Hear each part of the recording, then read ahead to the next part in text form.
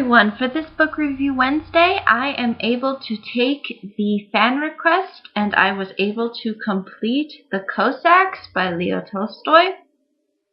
Now this one is rather different from his more traditional works, as you can probably tell just by the length of it, considering the fact that War and Peace and Anna Karenina are fairly long. This one is rather short and sort of more to the point, more or less, but without further ado, let me discuss it.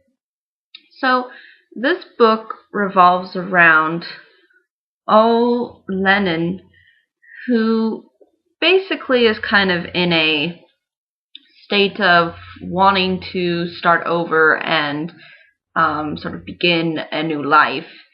And in order to do this, he moves to the area of Caucasus, and there he ends up, discovering the Cossack family, or basically extended tribe of people, and basically he ends up sort of learning their ways of life and meets new people, and he sort of discovers different things, and he ends up falling in love within the book, which you will see. But it sort of ends similarly to a lot of Leo Tolstoy's work. So don't expect this to be, I think, any different when it comes to ending or themes. I think a lot of themes that Tolstoy focuses on are within this book in particular.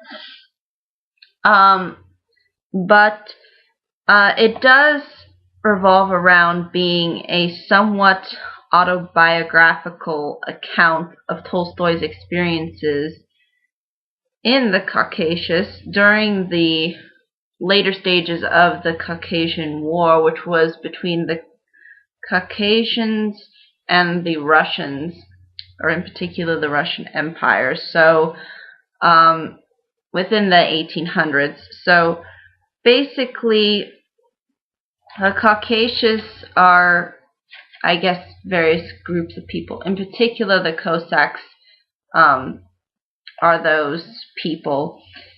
And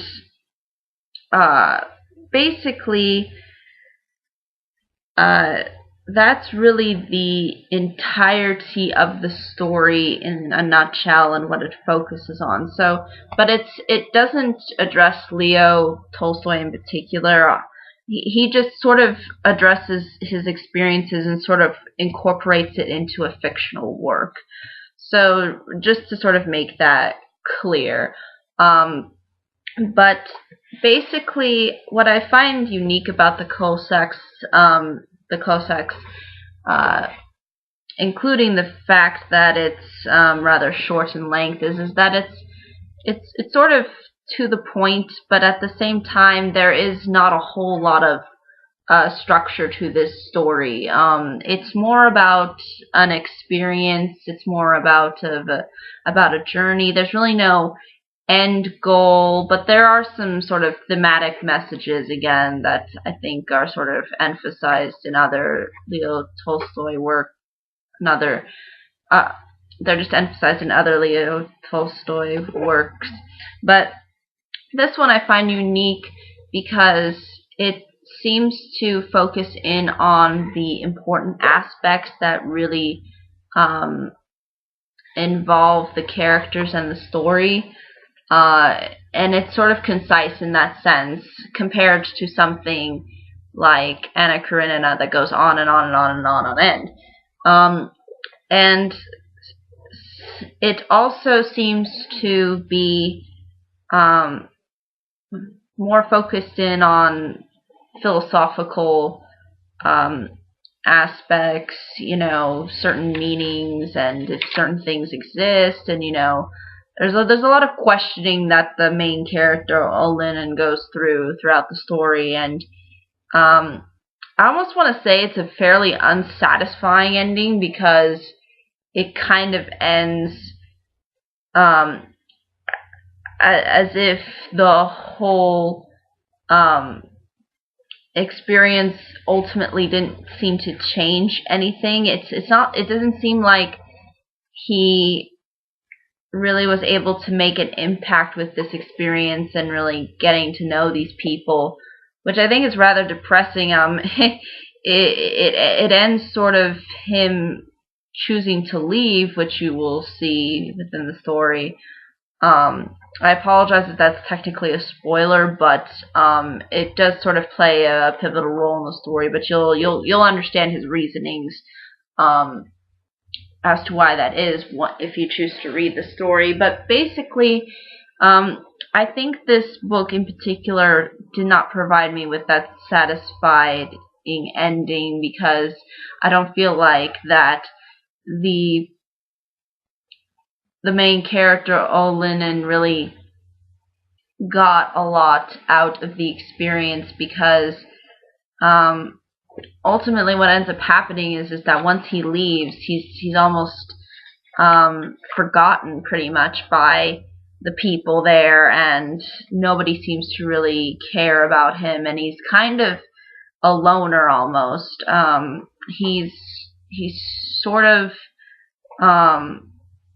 incapable, I guess, of really keeping the strong bonds. I don't know if that's because he attaches himself to people who, you really can't develop deep bonds with. Again, he develops a bond with a really old man who drinks a lot, and and so it's really, though, largely focused in on these people, their culture, their surroundings, a huge emphasis on nature, which I think Leo Tolstoy probably experienced during his travels. So it's really designed to be sort of that kind of journey story, which I did like. I just felt like that the ending was unsatisfactory in my opinion, because again, I don't feel like the Olenin was able to find anything within that setting and with these people, because ultimately he leaves and it's almost like nothing even took place between anybody. So I don't feel like any real relationships were developed, and I think that's a huge problem when you want to emphasize culture and this tribe of people. I mean, I don't get why, but that's just kind of how Leo chose to end it. I mean, I do like his writing style, and I do like certain things within the book and how it brings up various concepts and questions,